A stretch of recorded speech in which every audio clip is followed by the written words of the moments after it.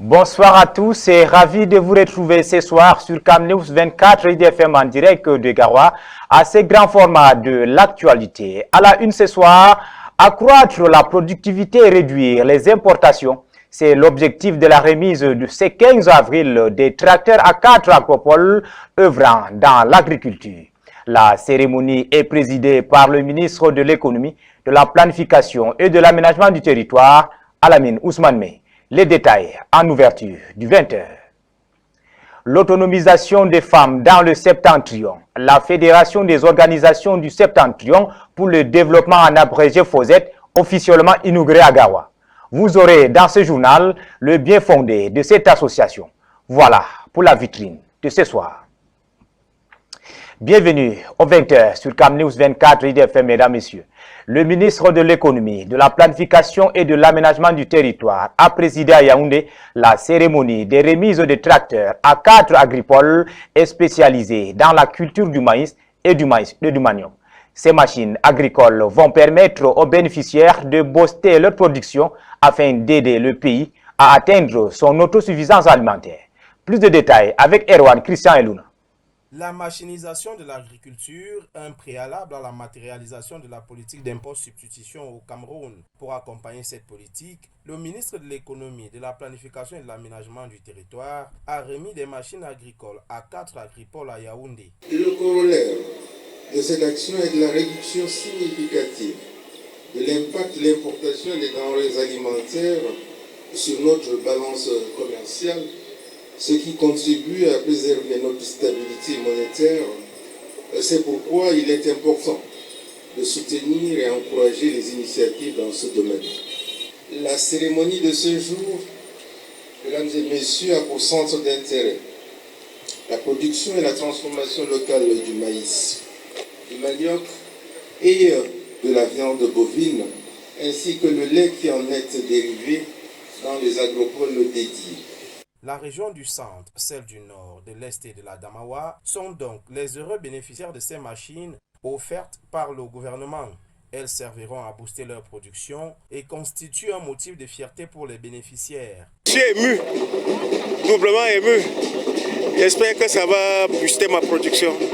Si ça peut aller déjà à 20%, je serai très content. Nous avons toujours tendu la main au gouvernement de la République qui a compris.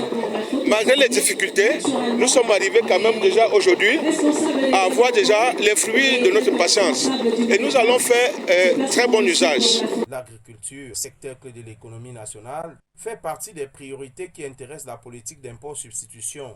Ces machines remises à certains agripoles vont contribuer à accroître le rendement, lequel permettra de renflouer les marchés locaux.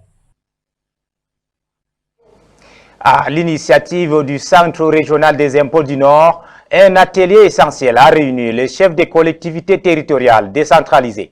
Cet événement vise à les sensibiliser aux enjeux de la nouvelle loi sur la fiscalité locale et à améliorer leur gestion financière. Les détails, c'est avec Boubacar Adama et Zaïdou Amadou.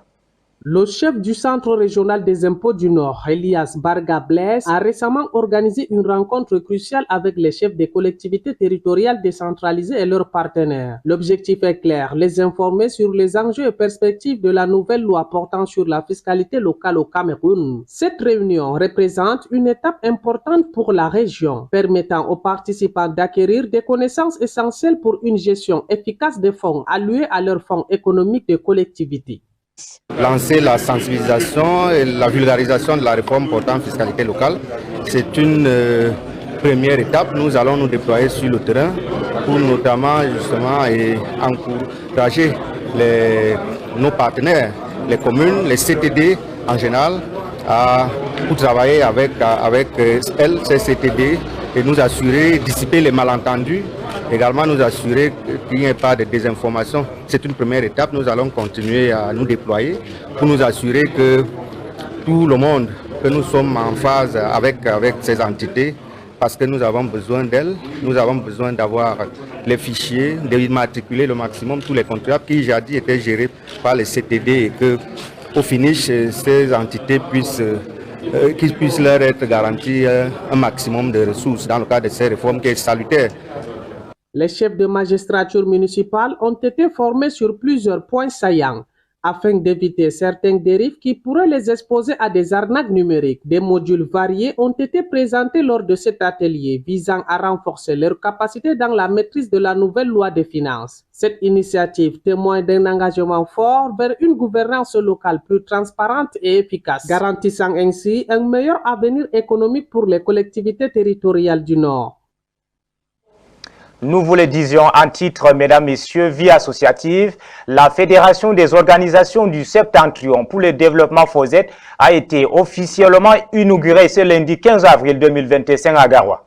Cette initiative vise à renforcer l'autonomisation des femmes dans le Nord, l'extrême Nord et l'Adamawa. Reportage.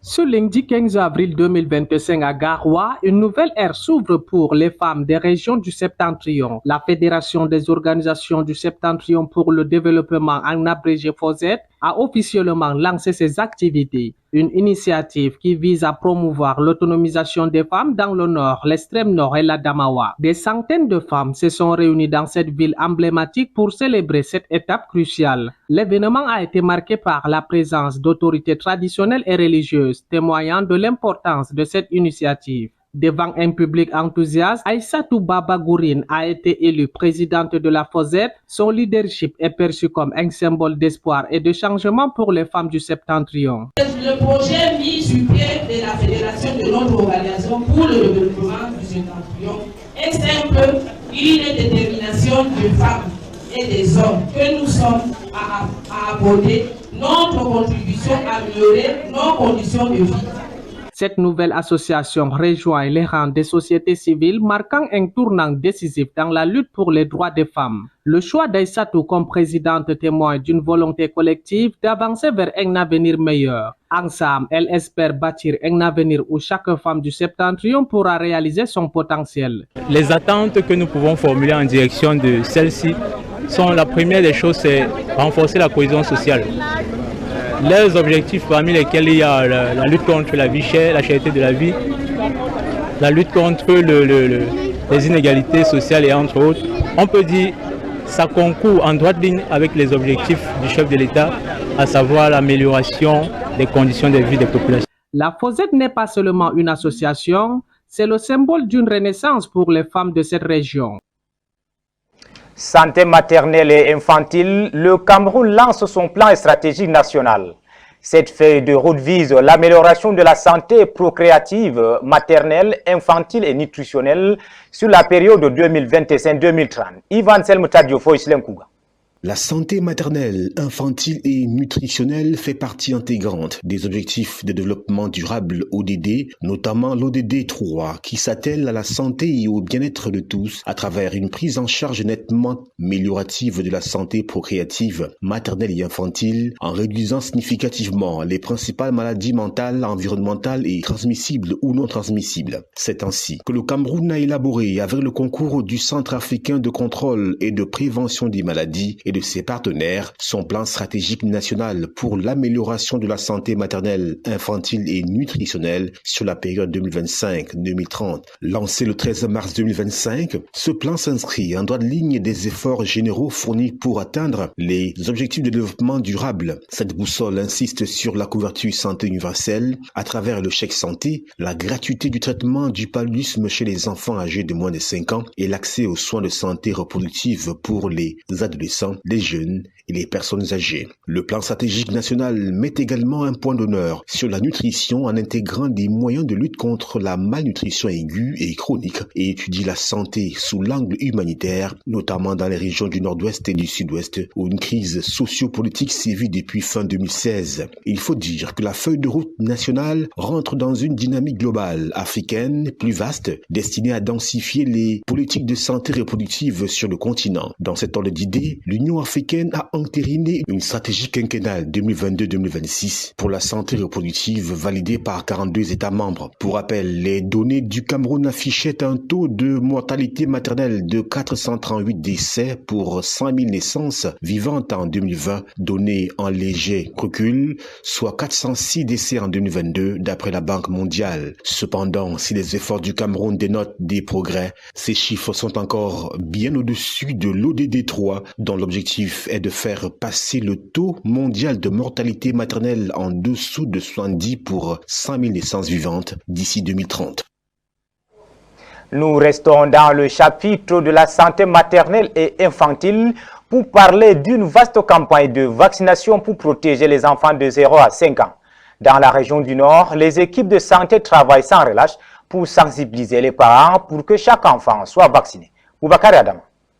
Le Cameroun se mobilise pour la Semaine africaine de la vaccination, une initiative cruciale visant à protéger la santé des enfants. Dans la région du Nord, l'unité de coordination régionale du programme élargi de vaccination déploie tous ses efforts pour atteindre cet objectif vital. Sur le terrain, les équipes s'activent avec enthousiasme. Entre plaidoyer et sensibilisation, elles s'assurent que chaque enfant âgé de 0 à 5 ans reçoit ses doses de vaccins nécessaires pour une protection optimale contre les maladies. Il faut se dire que la Semaine africaine de vaccination a 3 objectifs spécifiques. Le premier, c'est le plaidoyer pour renforcer effectivement l'engagement ou bien les engagements de toutes les parties prenantes, à savoir les leaders traditionnels, les leaders religieux, les autorités administratives, les membres de la société civile, les parents, les chefs de ménage. Et le deuxième objectif, c'est la sensibilisation et la mobilisation sociale. Parce qu'au-delà du fait qu'on voudrait bien s'engager, il va falloir qu'on puisse passer l'information sur l'importance de la vaccination. Et le troisième objectif spécifique, c'est de pouvoir améliorer et renforcer aussi la couverture vaccinale de façon globale dans le pays en offrant les services de vaccination de façon équitable aux localités qui sont éloignées et qui sont vraiment ciblées pour pouvoir effectivement mener des activités de vaccination intensifiées.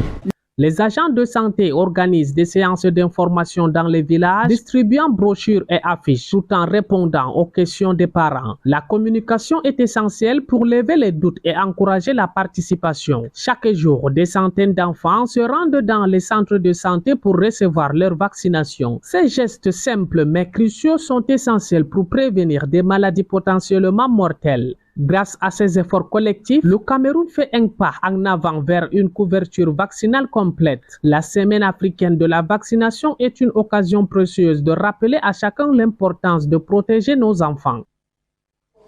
En sport, tournoi international de Montaigu, la sélection nationale de football U16 du Cameroun démarre la compétition par une victoire. En battant la sélection de Vendée sous le score d'1-0 mardi, les poulains du coach Jean-Pierre Fiala et Alioum Kada affichent déjà leurs ambitions. C'est jeudi, place à la Chine. Ali Jida et Michel Ateba reviennent sur la performance de mardi. Début de tournoi réussi pour la sélection U16 de football du Cameroun en ouverture de la 52e édition du tournoi international de Montaigu. Une très belle victoire. Elle était laborieuse, mais je crois que le plus important, c'est qu'on a tenu. Je crois que ça fait du bien pour le moral. En dominant la sélection U16 du district de Vendée sur le score étriqué de 1-0, les poulains du sélectionneur Jean-Pierre Fiala n'ont pas cédé à la pression de l'adversaire jusqu'au terme du coup de sifflet final. Qu'il se fasse plaisir simplement. Qu'il se fasse plaisir. C'est un tournoi de renommée mondiale et tout. Qu'il se fasse plaisir et tout. Et je crois que c'est ce qu'ils ont fait. Une première victoire qui permet au Cameroun de prendre la première place du groupe après le match nul entre la France et la Chine. Une position qui conforte les objectifs des Lions indomptables U16 dans le tournoi. Nous voulons gagner. Attendez, nous avons eu cette opportunité, nous voulons vraiment gagner. Je crois que ça a bien commencé et il faudrait que ça continue. Pour sa deuxième sortie, le Cameroun joue la Chine dans un duel qui s'annonce explosif ce jeudi. C'est la fin de cette édition de 20h de ce mercredi 16 avril 2025, mesdames, messieurs. Merci pour votre aimable écoute et passez une excellente nuit.